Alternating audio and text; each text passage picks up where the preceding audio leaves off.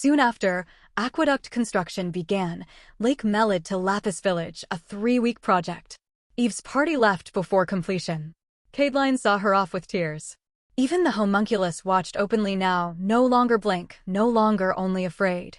When Eve glanced their way, they bowed together.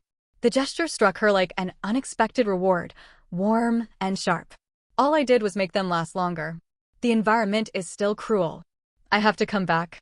The vow settled inside her like iron. They departed by Skyark, carrying magic stone and news of victory. Michael boarded first and held out his hand to Eve on the stepping board, sun behind him, wind in his cloak, too composed, too present. Eve's mind betrayed her with the memory of purple eyes half-lidded underwater. She forced herself to move. She took his hand because she must, because his imprint made separation dangerous, and because he was still her strongest ally. Peony, watching too closely, asked why she was so stiff with Sir Ignito. Eve denied it. And Michael just blushed. The sky arc rose. Lapis, Galamut's mine, Zelkado's Melid, 2 weeks of change and danger flattened into scenery below. Ahead waited the capital. And the Emperor. Haidlon erupted. The press turned Eve into legend overnight. Astronomical value, rumors of demon dragon capture, panic among magic stone hoarders, and the live succession ranking vaulting her upward. Rumor and truth braided together until they were impossible to untangle. Bridget read it all with a smile like a cut. Eve's rise threatened what Bridget had always assumed was hers. Worse, Eve's skill had begun to look comparable, and Bridget couldn't strike openly without revealing how much she feared her. So she watched. And planned. When Eve's carriage entered through the south gate, the streets packed dense with bodies and cheers. The people shouted her name as if it belonged to them. Inside the pearl-painted carriage, Eve felt stunned by the scale of it. Albin reveled, theatrically urging them louder, slipping his own name into the worship like a joke that wasn't entirely a joke. Peony panicked about the missing veil. Royals were meant to remain distant, not exposed like entertainers. Eve soothed her, even though she didn't have the emotional strength to appear calm and collected today. Michael, ever practical, reminded them the carriage's slow route through district after district was a parade, an endurance test. And then, the banquet that evening. Eve's party preserved stamina the only way they could. Sleep magic. Michael stayed awake, listening alone to the roar of devotion while Eve slept on his shoulder, lime-blonde head heavy, precious, dangerously close to everything he was trying not to think about. By sunset, the carriage reached the Imperial Palace. Sedila waited at the detached palace, and the reunion between mistress and first attendant carried a tenderness too sharp to hide. Then urgency took over. There was no time. Yulia arrived breathless to help Eve dress, bringing bold choices, a white off-shoulder dress and a jeweled cape woven from red gemstones and metal, wealth turned into armor. Pearls dusted Eve's makeup. Michael was called in for finishing touches. Yulia presented ear cuffs and a lace eye patch designed for him. Eve fitted the cuffs herself, fingers sliding through black hair, touching his ear. Michael flinched, denied it, stared too hard at her lips. Yulia explained the new trend, flower makeup, corrupted into blatant kiss mark display by the 8th princess, painted onto her direct night like a declaration. Peony muttered disgustedly. Yulia painted 5 petals on Michael's nape anyway. At the Hyacinth banquet hall, Eve and Michael entered to champagne bursts and firecrackers, announced like conquering heroes. Nobles surged around her with praise, congratulations, and hunger dressed as warmth. Eve smiled and remembered names, repeating gratitude until it became its own form of warfare. They praised her cape, her imperial majesty, her rising influence. They asked about trends and whispered techniques with conspiratorial glee, 13 methods to make kiss marks beautiful.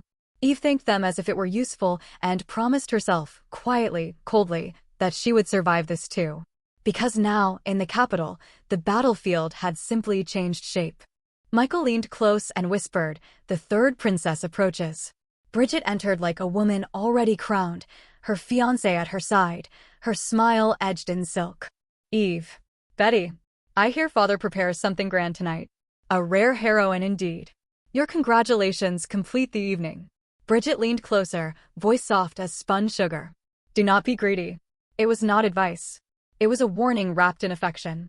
"Thank you, sister. I will savor it properly." Bridget withdrew, leaving tension in her wake. Pelia's Limit Yellow approached next, gold-haired and confident. When the throne shifts and you ascend further, Count Serenita would be a beautiful title upon your lips. Michael's posture hardened instantly. Young sir, Her Majesty remains a princess. Pelios faltered. Michael's voice turned colder. If you address her by any title that diminishes her rank in public, I will assume you seek a duel. Silence cracked across the circle. Pelios retreated. Eve did not intervene. Albin approached and greeted her with delight. My lady suffers from prosperity. Do not joke. Explain. The Headland Times places you 5th in the live succession ranking. 5th? The number did not sound symbolic. It sounded real. A position. A threat. You have power now, Albin continued cheerfully. Resources. Beauty. Reputation. In the coming seasons, the people will not merely admire. They will hunt. I am not merchandise. On the contrary, he replied sweetly, you are prime imperial stock. Eve exhaled slowly, irritation sliding beneath her composure. And you must not yield, no matter how charming the insects. Her gaze moved toward Michael instinctively. He stood perfectly straight, attentive, too attentive. When prompted, he answered, of course. The pause was subtle. Eve noticed. Albin bowed, gracefully excusing himself, and not a moment later Eve was swarmed by desperate male suitors. Eve moved with silk precision, inviting many to a gathering once the social season came to an end, a deflection from the unwanted attention. And once alone, Eve had but a moment before another approached. Calix came after, sharp-eyed, unvarnished. I wish to ask you out, and to consider yourself a potential future hostess of Ramatiello. Michael went rigid. You are bold, Eve replied. I prefer clarity. He wanted alliance, not romance. I will not discuss marriage. I expected that. Then he clarified. I wish to be your man. Not courtship. Alignment. Eve considered only a moment before filling a glass and offering it to him. A token. Calix drank. The hall murmured. Rumor bloomed instantly. Michael leaned close enough for only her to hear. You eliminated 3 issues at once. Efficient, wasn't it? Very. Then the hall shifted again. The Emperor entered. The room bent toward him like grain before wind. Eve stepped forward when called, posture steady. The commendation echoed, service to the Empire, salvation of magical resources, recognition. Then the blade descended. I grant the 7th Princess the Serenita Imperial Estate and the title of Count. The air changed. Even Eve felt it. Land. Title. Authority that could not be dismissed as decoration. Succession language. She lifted her eyes to Desmond too. He smiled like a father, but the gift was political steel. Do you dislike it? No, father. Applause exploded. Afterward, Albin nearly trembled with excitement. This changes everything. The ranking will soar. The people will be rabid. I feel strange. You should feel powerful. He was correct. But power did not invite peace. It invited pursuit. The nobles returned in waves, congratulating her, offering assistance with Serenita, positioning themselves subtly for future advantage. Eve escaped to the balcony, hoping to catch her breath, but it seemed being the star of the night allowed for none of that. Rosnet approached. Sister. Rosie. You win hearts with titles. It is cowardly. I am not competing with you. Rosnet faltered. I pursue politics, Eve continued gently. You pursue admiration. Rosnet's composure splintered. Favor is not something I sell. It is something I accumulate. Eve brushed the air near her sister's cheek, soft, intimate, undeniable. Rosnet trembled. Michael's voice followed quietly. You possess many faces. I observed and adapted. The banquet burned itself out near midnight. When Eve finally retreated to her chambers, she collapsed onto the bed without ceremony. Michael adjusted the blanket around her carefully. He watched her. Too long. His gaze drifted, unguarded, toward her lips. He turned away sharply and retreated to the couch beneath the moonlight. There, alone, he allowed himself to think. One day, she would marry. Perhaps more than once. Imperial blood required heirs.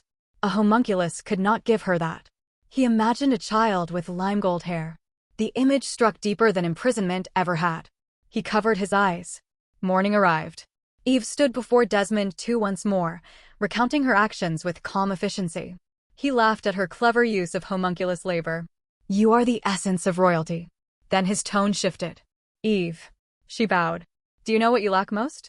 The question hung in the air like a blade suspended before the fall. Eve lifted her head slowly. She was ready. Eve understood the moment Desmond too asked what she lacked that it wasn't small talk. It was a hook, qualification for the throne, delivered in a way that left no graceful escape. Her mind jumped immediately to the ugliest, easiest weakness for others to use against her, her mother's commoner blood. The safest political patch would be marriage into an old, powerful line. But Eve refused to call her mother a defect, even inside her own head, and the refusal trapped her in a silence that felt heavier than any accusation. Michael watched, beside her, still as a statue, aware that this wasn't a question Eve could answer lightly. Desmond too clicked his tongue and supplied the correct answer himself. Eve, what you lack is fitness. Eve blinked, startled, because it wasn't what she'd braced for. Desmond too scolded her like any father scolding a child who keeps skipping meals and sleep. He pointed out how she locked herself away with alchemy and neglected even basic walks, and he laid out the principle behind his harshness: talent without stamina collapses under rule. He warned that national affairs demanded a body that could endure the burden of the throne. Eve swallowed her embarrassment and answered obediently, "Yes, father." Even as the words left her mouth, a reluctant respect rose in her. Desmond too was strong enough to look like a fighter, and she realized he hadn't stayed emperor by letting weaknesses rot. She started thinking practically. Swordsmanship could be culture, and it had the added benefit of looking impressive. Exhibition mattered. Just as she prepared to withdraw, Desmond too turned the conversation toward the thing Eve feared most. He called Michael by name. Michaelis Agneto. Eve's pulse spiked. Desmond too spoke of palace rumors and then cut straight into the uncomfortable topic he didn't want to discuss between father and daughter. He delivered it through Michael instead, cold, clinical, humiliating in its implications. He mocked the absurdity of the rumor that Eve liked Michael, then warned Michael that education before marriage was the direct knight's responsibility. The message was clear. Even if Eve's marriage wasn't immediate, Michael was expected to fulfill his role perfectly when the time came. Michael answered with controlled restraint, "I'll keep that in mind, Your Majesty." Desmond, too, returned his attention to Eve and ended with one last command, tying virility and stamina together like sacred imperial doctrine. "Sharpen your stamina diligently so that you will not shame Hadelamide's bloodline." Eve forced herself to answer smoothly, "Yes, father." Inside, she recoiled at how casually her family treated the subject like tradition. When the audience ended, Eve fled the emperor's office and only breathed freely once she reached the garden. The quiet between her and Michael was awkward, weighted by what had just been implied about both of them. Eve tried to cut through at first, telling him he didn't need to worry about duty and role, and when Michael asked what her countermeasures were, she blurted an answer that sounded practical in her head and absurd the moment it hit the air: self-study. For sex education. Michael's eyes narrowed, not amused, more like he didn't know how to process the way she could say something so bluntly while still sounding innocent. Then he voiced what had been bothering him since the banquet. Eve treated her marriage like a distant problem. Eve admitted she'd never thought about it in detail. Michael pressed anyway, saying she needed a companion who could support her. Eve stared at him for a beat, because hearing Michael say companion made something twist strangely inside her. Still, she chose to accept the advice with a bright, composed smile, and she began analyzing the situation the way she analyzed everything, strategically. She spoke out loud as if building a checklist.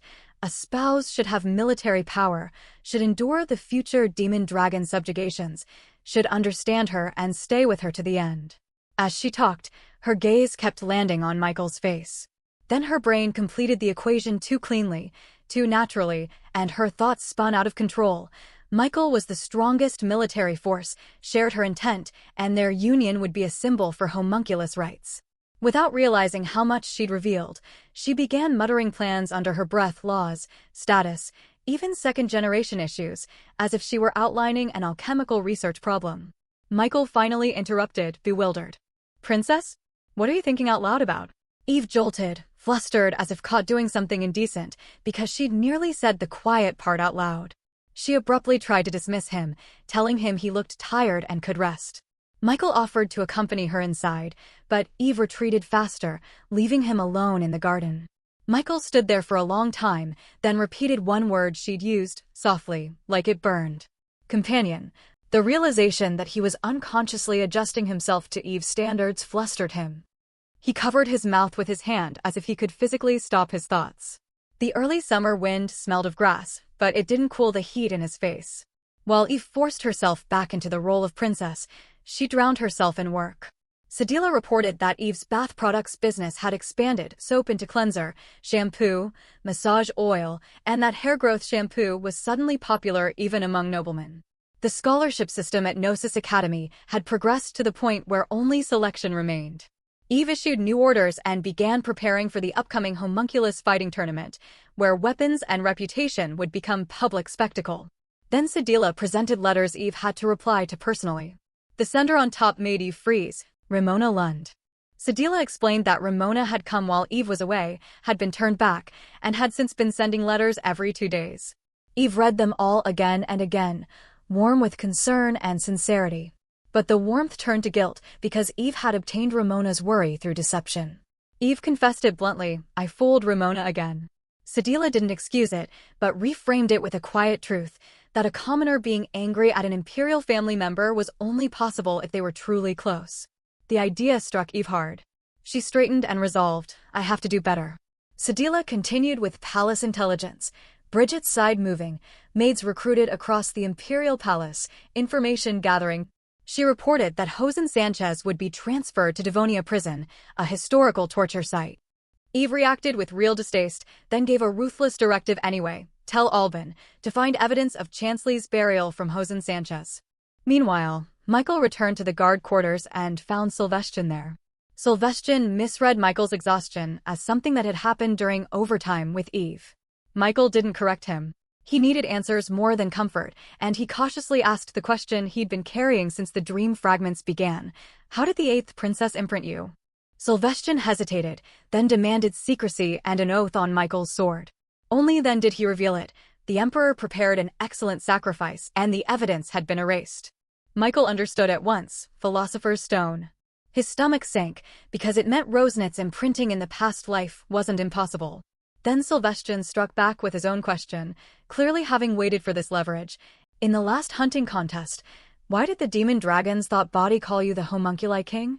Michael realized too late that Sylvestian hadn't been answering out of generosity alone. But the oath had been made. Michael spoke the impossible truth anyway. "I am a king destined to rule all homunculus."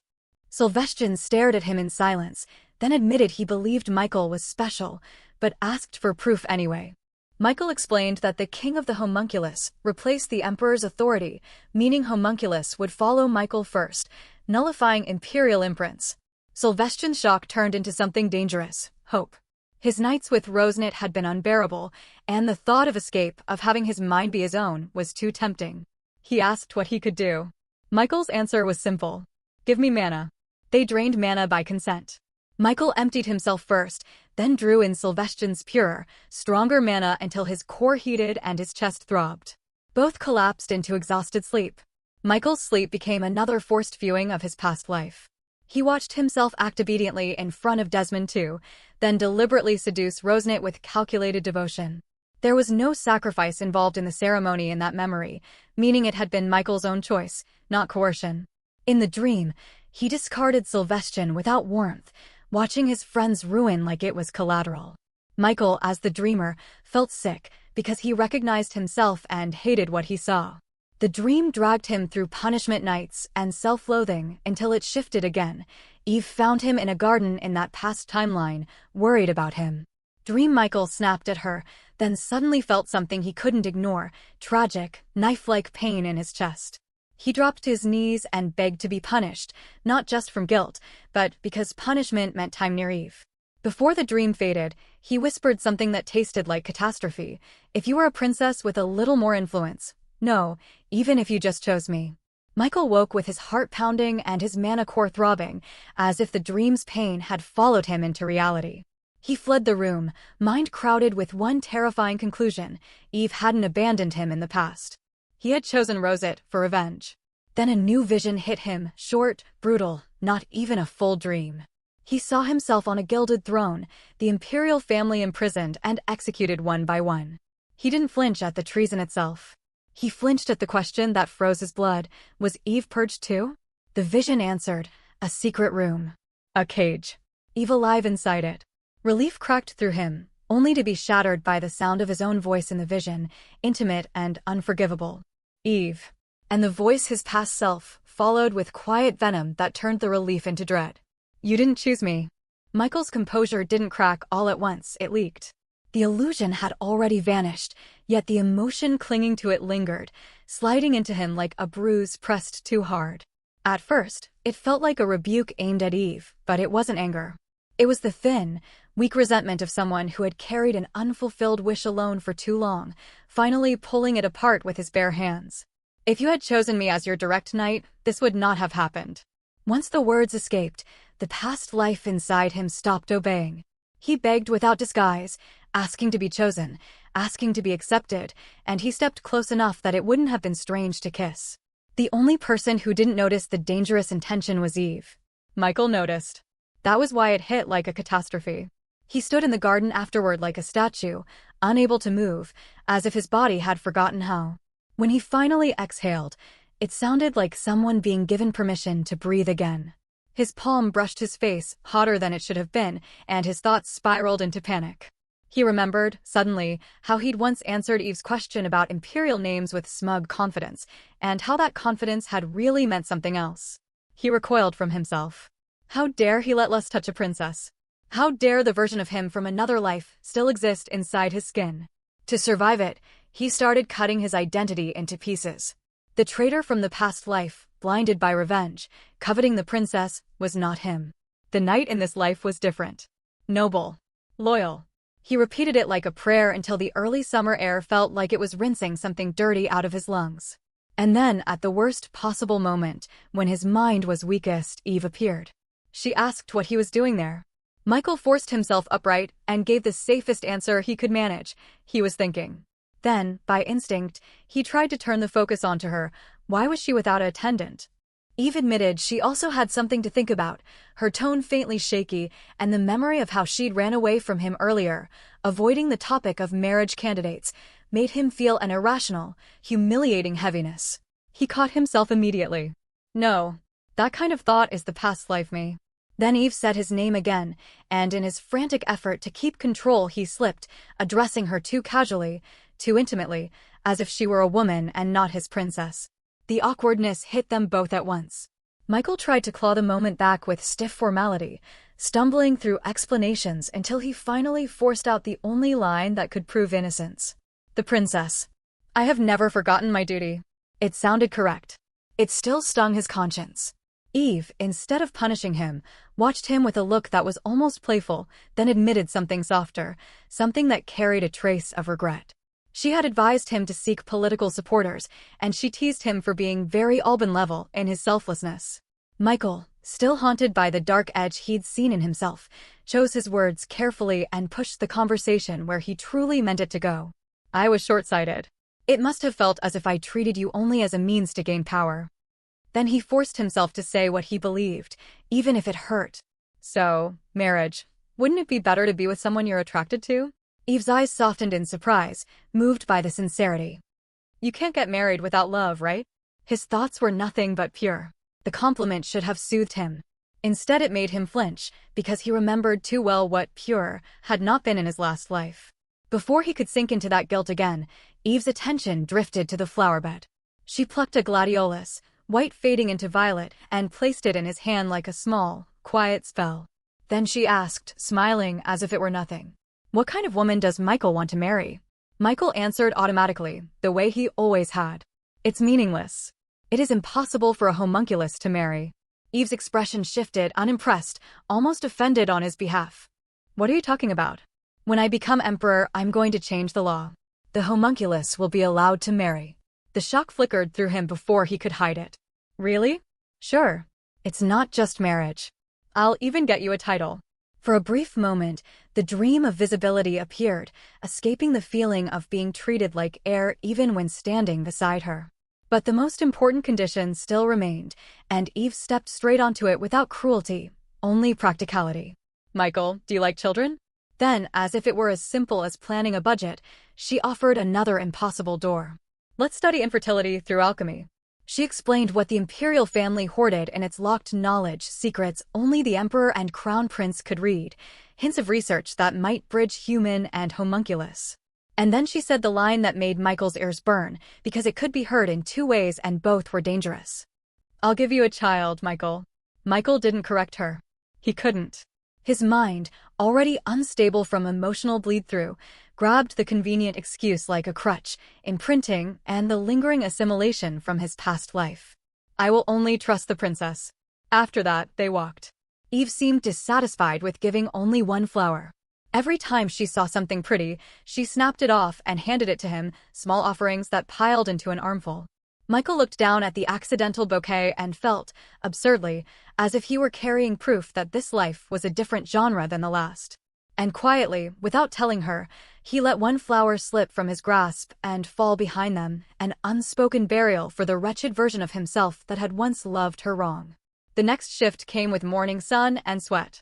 Eve's training began at the Imperial Training Center, marble fountain, hedges, and an open lawn meant for royal bodies to become worthy of royal duty. She wore a riding suit and looked like she might topple over with every step, but the people around her didn't soften. They cheered and demanded more. Her instructor was Valensier Fenral, a commoner knight, unusual in the palace's hierarchy, and therefore clearly chosen for a reason. Eve understood it, Bridget's hand.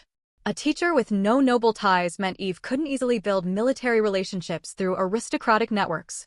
Still, Eve accepted it.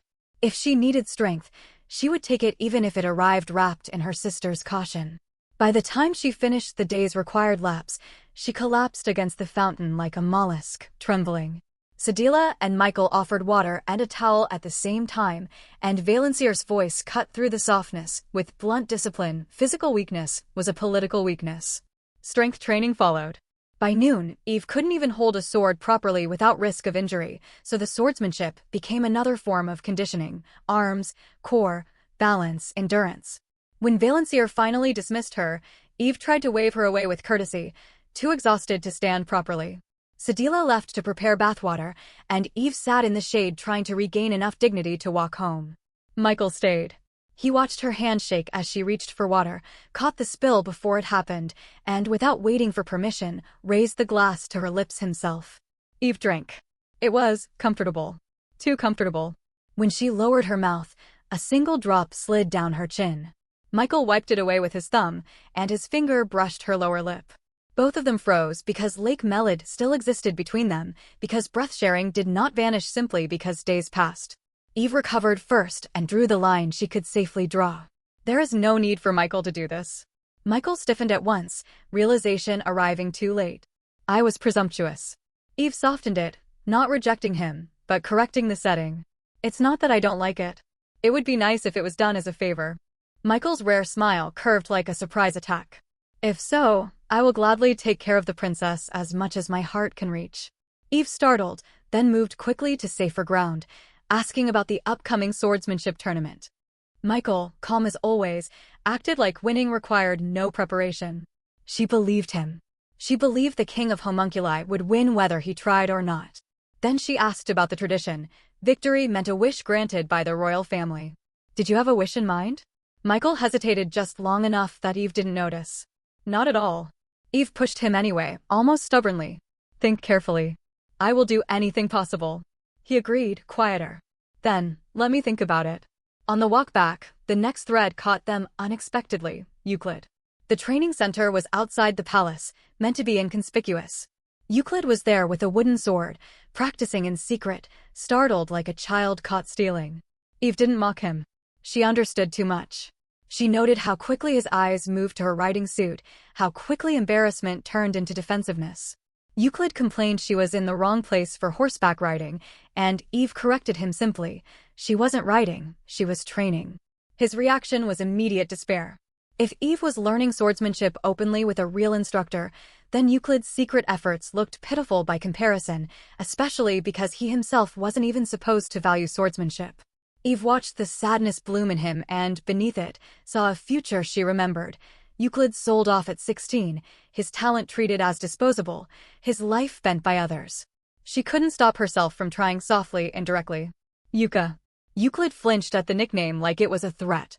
Eve smiled anyway, as if offering sweets could rewrite a fate. It's already summer. It's a warm season to build friendships. Don't send messages through rude maids, come to my place and eat sweets. Euclid recoiled, accusing her of political trickery, of using weakness to manipulate him. Eve didn't deny it too hard, because it wasn't entirely false, but she didn't force him either. Then come when you feel like it. When Eve left first, as imperial etiquette demanded, Michael observed her with faint disbelief. He said she seemed to find Euclid's arrogance cute. Eve admitted it because she knew the boy's ending, and knowing endings made present ugliness look smaller. Michael's comment about the unknown future struck Eve harder than she expected. Regression didn't give her eternity. The known timeline would end. After that, she would have to rely on power and judgment alone. And she realized Euclid's future was one of the few she still knew clearly. So saving him became more than pity. It became preparation. 5 days later, Eve moved from private resolve to public structure. She hosted another tea party, minimal in appearance, blue indoor dress, light makeup, hair half-tied, but the guest list exposed the truth. This was a meeting disguised as leisure. Anais, Julia, Olivier, Albin, Calix, Sedila, Michael, her people, gathered in a circle with cold tea and sweet trays. Eve opened with plain honesty. I have brought you all here for nothing but a tea party. No one believed it. She made it a meeting immediately. Bridget had invited Marquis Beltier and Viscount Fritz into the palace. That meant schemes in motion. They discussed Beltier's munitions influence and the implications, special military supplies for demon dragon subjugation, political leverage during war, merit afterward. Anais pointed out the blunt reality. Eve's side had no power in military supplies. Eve conceded it, then narrowed her eyes. I have the ball in developing the rechargeable magic concentrate. I will use it to press. They pivoted to Chansley. Albin and Caden reported evidence, financial lines, hidden money, illegal streams, proof that Chansley's corruption wouldn't end at fines. Anais reported she had preemptively seized fire pits and kills to block Chansley's bath business, and that Chansley had pivoted to direct heat, likely betting Bridget would loosen restrictions on firearms. Eve and Anais laughed briefly at the absurdity, then cut it off. I will stop him. Then Albin dragged the room back to the approaching tournament and Michael's wish. He offered advice that was meant to be clever and instead felt like a curse. Romantic and provocative wishes are good. Because public events fed on theatrical narratives. Because the people loved the fantasy of imperial family and knight. Michael agreed through clenched composure. We will try. Julia then dropped a quiet bomb. Bridget had hosted an outdoor tea party and invited nearly all the princes and princesses. Except Eve. The implication was clear. Bridget was beginning to consolidate imperial power, family power, separately from the nobility. Eve's side discussed who among the royals might be salvageable, who had potential. Eve's mind jumped to the worst possibility, Bridget recruiting Rosenet. If Bridget gained the White Rose's popularity, public sentiment could become a weapon Eve couldn't block head-on. But Julia reported Rosenet hadn't attended. Eve dismissed it as coincidence, unwilling to believe Rosenet could see through Bridget's motives. Sedila added that Rosenet had been expanding her social reach outside the palace, more aggressively chasing dominance in aristocratic society. The meeting ended with plans forming in Eve's head like knots tightening. Soon after, the Empire finalized its punishment for families who hoarded magic stones. 30 families were fined, many connected to Chansley. The penalties were so severe that several families faced bankruptcy, asset seizures, and even prison. Chansley was hit the hardest, fined 100 times over. The amount was so enormous that survival seemed impossible unless the rumored unknown source of money truly existed. Eve drank her cool tea with a calm that looked like mercy but wasn't. This wasn't misfortune. This was overdue consequence. And then Sedila entered with urgency she didn't bother to disguise. Her Highness the Third Princess had just entered His Majesty's office. Eve set her teacup down and rose at once, June blue dress shifting like a blade drawn from a sheath. Her face was already composed, filial piety ready, obedience ready, politics hidden under prettiness. I can't control my desire to see father all of a sudden. I should take a gift of filial piety right now. She knew what Bridget was doing, trying to move first, to whisper an agenda into Desmond's ear before the tournament shifted powers yet again. Eve's eyes cooled. Not this time. She turned toward the door. Let's go, Sedila. Michael. And she left quickly because in the Imperial Palace, arriving second was the same as losing. Eve didn't slow down until the main palace swallowed her. The Emperor's office sat where authority thickened the air, and Elijah's presence outside the door confirmed what Eve already knew. Bridget had gotten there first. Still, the guards let Eve through without resistance. Inside, she left Sedila and Michael at the threshold and stepped into the room alone, into the soft tension of a family scene that was never really family. Desmond, too, greeted her with easy warmth. Bridget greeted her like a smile with teeth. Eve bowed to both, then produced her excuse like a gift offered on a clean tray. Summer had brought a new kind of filial piety, a tonic made from the essence of the 100-year Nepenthes they'd subdued at Lake Mellet, mixed with grape flavor to make it easy to drink. The liquid was dark purple and looked vaguely alive, exactly the sort of thing that would make any sane person refuse politely. Desmond, too, accepted it with delight anyway, the way men like him accepted everything that promised vitality. With the offering delivered, Eve slid smoothly toward the real reason she'd come. She asked to join the conversation. Bridget didn't miss a beat. She announced they'd been discussing the use of rechargeable magic stones, and then, like a teacher calling on a student, she invited Eve to speak first. It was a test dressed as courtesy. Eve answered like royalty. She framed the rechargeable stones as long-term assets, materials meant for high-value artifacts, alchemy stones, magic tools, not something to be poured into low-value public goods just because the market was panicking. Tight control meant years of imperial profit. Desmond, too, nodded along, pleased by the sound of strategic restraint. Then he asked the real problem. The subjects were already expecting relief. Wouldn't public sentiment sour if the imperial family didn't loosen supply? Eve understood the trap immediately. If the imperial family refused to release magic stones, the backlash would hit the heroine everyone currently adored. Me. Bridget had brought the topic here on purpose. She could let Eve take the blame for hoarding, then step in later as the generous savior. Eve didn't flinch. She simply offered a different kind of relief. Infrastructure. If rechargeable stones were used to convert major imperial systems, sky arcs, magic-powered trains, transport costs would drop, goods would move cheaper, prices would stabilize without dumping raw resources into the market. Desmond, too's eyes brightened, because the plan sounded like progress and praise that would echo into future generations. Eve didn't say the second benefit out loud, but she held it tightly behind her calm. Fewer mana mines needed meant fewer homunculi trapped in the worst pits of the Empire. Bridget stepped in before the moment could become Eve's victory outright. She summarized Eve's stance, then twisted it into her own justification. If the stones must go into high-value tools, then the Empire must invest in demon-dragon warfare and the munitions industry to secure future concentrate. And who, she asked sweetly, was better suited than the Marquise of Beltier? Bridget shoved her fiancé onto the board without shame. Desmond, too, already fond of right people in right places, looked ready to agree.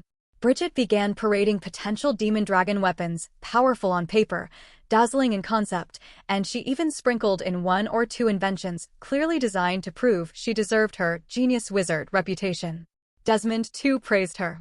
Then, like an emperor who loved problems only if they came with solutions, he asked about disadvantages. Bridget reluctantly admitted a concern: mana collision. If rechargeable stones function like mana cores, frequent use by different people could cause clashes that wore down the circuits, shortening a magic tool's life, or breaking it outright. Desmond, too, asked for a workaround. Bridget gave him one with a smile that was too calm. Use only one person's mana per stone consistently. And when Desmond, too, pointed out the obvious impossibility of that, Bridget revealed what she'd really come for.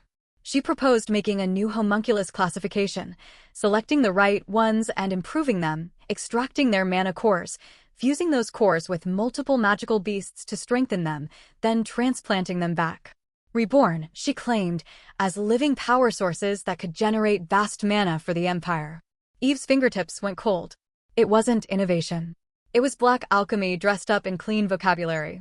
A homunculus turned into a tool not metaphorically, but physically: experiment, transplant, repeat. Eve cut in before disgust could turn into visible rage. She named it plainly: Chimera Research, banned for cruelty, and worse when the subject was a homunculus. Bridget mocked her for calling a core a living organism. Eve didn't budge. The core is the heart. Bridget ignored her and leaned into Desmond, too, with the language of honor, claiming it would be glorious for homunculi to serve as mana sources for the Empire. Desmond, too, hesitated, uncomfortable but not appalled enough to shut it down outright, which was its own kind of disappointment. Eve stopped trying to win on morality. She switched to what always worked in that room: practicality. She revealed she'd already anticipated mana collision and had contacted the Ivory Tower's master about mana refining technology. The response was cautious but positive. It would take time, but it wasn't impossible. Refining mana could weaken individual signatures, reducing collision risk without turning homunculi into stitched monsters. That was enough for Desmond too.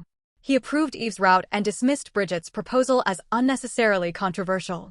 Bridget swallowed her resentment in the space between breaths, then resurfaced with her good sister mask intact, praising Eve as reliable and asking for future help with her work. Eve returned the smile like a blade returned to its sheath. Of course. The words were polite. Their eyes were not. The meeting moved forward anyway.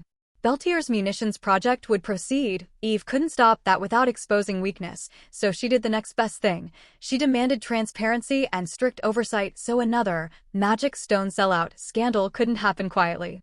Desmond too was pleased. Bridget was irritated. And then Bridget revealed what she'd been saving.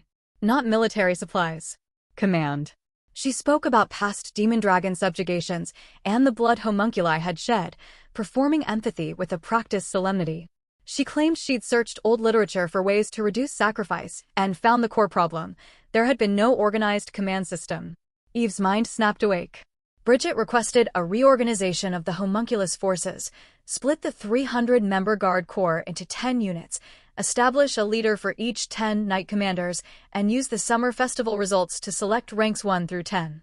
Desmond too liked anything that made the Empire look dignified and disciplined. He approved the plan with only one safeguard. Command authority would apply outside the Imperial Palace, and any royal who tried to mobilize the knights inside the palace would be punished as a traitor. Bridget thought she'd won. Eve almost laughed behind her veil. Because Bridget had just built a structure that would be perfect for the future king of the homunculi. A clean hierarchy. A clean chain. A system that could be turned with one hand once Michael stood at the top. Eve forced her face into something grateful and harmless, even thanked Bridget for teaching her. Bridget, misunderstanding completely, beamed like a victor and promised she still had a lot to teach. Outside the office, with attendants waiting, Bridget finally dropped the act and delivered her victory speech. Lean under me, act cute, maybe I'll throw you scraps. Eve's answer was honest and small. I hate it. Bridget left smiling. Sedila and Michael rushed to Eve, alarmed by the atmosphere they couldn't witness inside. Eve lifted her head as if she'd simply stepped out of a boring lecture. She summarized the outcome casually: reorganization approved, Bridget trying to build military power. Sedila's face darkened in real concern. Michael's didn't. Michael looked at Eve like she was carrying the weight alone, and something fierce warmed behind his eyes. He stepped closer, voice low and steady, dangerously sincere. Don't worry. As long as I am your sword, nothing will matter. Please count on me. Eve's chest tightened, not with fear, but with the strange ticklish discomfort of being looked at like that. She couldn't tell him the truth. She couldn't say, it's fine, because you'll soon be a dictator anyway. So she accepted what she could accept. I will rely on you. Michael's gaze sharpened as if that trust were fuel. And somewhere inside him, a vow formed that Bridget would never hear. She could build all the legions she wanted, none of them would belong to her. The summer festival arrived with fireworks, tourists, and the kind of crowd density that turned Haidlun into a cheerful disaster. The stadium sold out as always, but the real citywide frenzy spread beyond the arena: street festivals, laurel wreaths everywhere, special menus, troops performing day and night. Eve knew exactly what the art world was doing with the martial arts this year, because the Empire loved one story more than victory itself: forbidden romance. A princess with a direct knight. A homunculus dueling to be chosen. Love grafted onto violence, sold as destiny. It made Eve think, unfortunately, of her past life knowledge and how easily love became a weapon in the wrong hands. She glanced at Michael, cleaning Night Ray with calm precision, and without elaboration gave him one sharp request. Be nice to Sir Millard. Michael accepted it immediately, as if the command aligned too well with something he'd already decided. They moved toward the royal family seating. The roar of the crowd reached them through the corridors like surf. Sedila marveled at the stadium's size and the annual sellout. Eve reminded her dryly that the subjects came not only to watch knights fight, but to witness the royal family, creatures of blood and myth to common eyes. Royalty, by law, couldn't show their faces in public. Masks and veils hid them as they took their seats in strict birth order. Eve sat where her succession rank placed her, between princes who felt like distant furniture in the larger room of politics. Then Rosnit disrupted the arrangement. She told Rondell to swap seats with her, and calmly, deliberately sat closer to Eve, glancing toward her with irritating intention. Eve studied her through the veil and asked the simplest question first. Rosnit had supposedly been sick the week before. Rosnit denied it outright. That only sharpened Eve's next silent question. Then why didn't you attend Bridget's tea party? Rosnit answered a different question instead, the one she'd come here to settle. She admitted Eve's words at the last banquet had stuck with her. Politics and social life were inseparable. She decided to socialize seriously, socializing that actually mattered. To Eve, it was unexpectedly fine. Better, even. A Rosnit focused on noble gatherings was less likely to obsess over Michael, less likely to spiral into poison and jealousy. Eve offered support, cautiously sincere. Rosnit smiled, bright, lovely, the kind of smile that made hearts betray their owners. It wasn't Eve who fell for it, but Eve understood why the Empire did. Then the opening ceremony began. Dancers forming laurel wreaths, sword dances, the spectacle polished to perfection. And then Ramona. Ramona Lund sang the song of victory, powerful and alive, and Eve's hands clasped together in genuine delight. She hadn't heard Ramona in too long. The crowd erupted when it ended. Rosnit offered faint praise, almost reluctant, her taste too sharp to give easy compliments. Eve might have enjoyed the moment if Bridget hadn't reached for the microphone. The host's voice boomed that the third princess had something to say, and then called Ramona to the royal seats. Eve's instincts screamed danger. Ramona approached, bowed, introduced herself, and inside her own head, she was vibrating with excitement because somewhere behind those veils was the seventh princess, her patron. That mattered to her more than Bridget's rank ever could. Bridget publicly announced she knew Ramona's patron was the seventh princess. The crowd buzzed, delighted by the connection. Then Bridget laid the trap. She questioned Ramona's song choice, implying the Song of Victory was open praise for Eve, suggesting Ramona had sung it out of disrespect towards the rest of the imperial family. The stadium fell into a silence so complete it felt unreal. Power imbalance turned the air into a weapon. Imperial family versus common girl, candidate crown princess at the spear point. Eve started to lift her hand, ready to intervene even if it was socially too much. Ramona spoke first. She borrowed higher authority flawlessly, claiming the seventh princess was cared for by His Majesty, and therefore the song should be understood as praise for the Emperor's glory and victory. It wasn't elegant, but it was smart, and it gave Bridget no clean place to strike without looking like she was attacking the Emperor himself. Eve almost laughed in relief. Bridget twisted the moment into another barb, suggesting someone had taught Ramona how to speak well, aimed at Eve more than at Ramona. Before Eve could respond, Rosnit, of all people, muttered a curse with perfect accuracy. Bridget was stupid for bullying a popular singer in public. It would become gossip. It would become headlines. It was bad public opinion management, and Bridget had never understood that battlefield the way Rosnit did. Then Rosnit turned to Eve with unsettling clarity and called Ramona what she was. A card. A powerful one. She suggested a narrative, secret friendship, secret sponsorship, imperial family and commoner bond sold like a romance plot, and she shrugged at the ethics with an almost innocent cruelty. Lies could become truth if people believed them. Eve felt heat rise under her veil, because Rosnit didn't realize she'd accidentally described reality. Ramona was her friend. Eve did sponsor her. Rosnit ended with a promise that sounded like a challenge and a threat at once. Leave it. I'll show you how to get the hearts of the people. And Eve, watching Bridget's trap backfire, watching Rosnit sharpen into something genuinely dangerous for the first time, understood the shift with a quiet, sinking clarity. The summer festival wasn't just a tournament. It was the opening stage of a new kind of war.